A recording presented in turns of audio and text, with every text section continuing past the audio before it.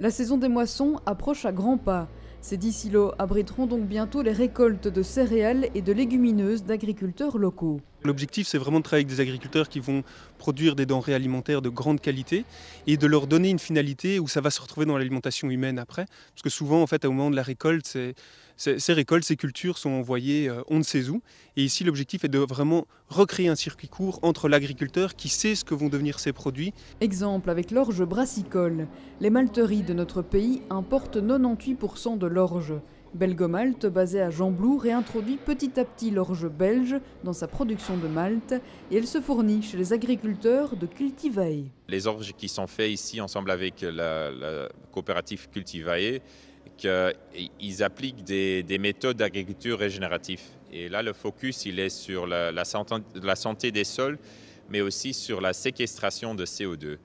Ça veut dire que voilà, les orges ici, pure locales belges, qui ne sont pas que locales, mais ils sont aussi CO2 neutres ou CO2 négatifs. C'est ce malt belge qu'utilisent des brasseries locales comme Valduc et Bertinchamp.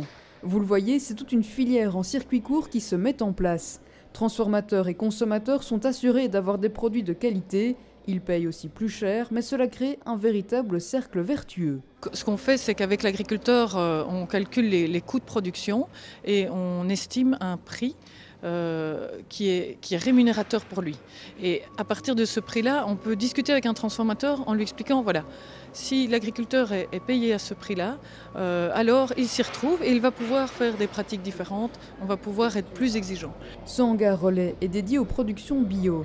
Des machines spécifiques sont présentes pour s'adapter aux techniques utilisées, à l'image de ce trieur. On reçoit des céréales qui sont en général soit mélangées avec des légumineuses, comme on est en bio principalement.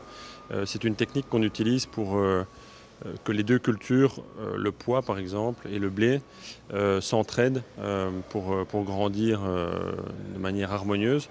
Le problème, c'est qu'une fois qu'elles sont récoltées, elles sont mélangées et il faut les séparer. Donc c'est une machine qui peut servir à séparer ces deux cultures. Les fondateurs de Cultivae en sont convaincus, il est possible de produire à grande échelle une alimentation de qualité, bonne pour la santé et respectueuse des sols et de la biodiversité.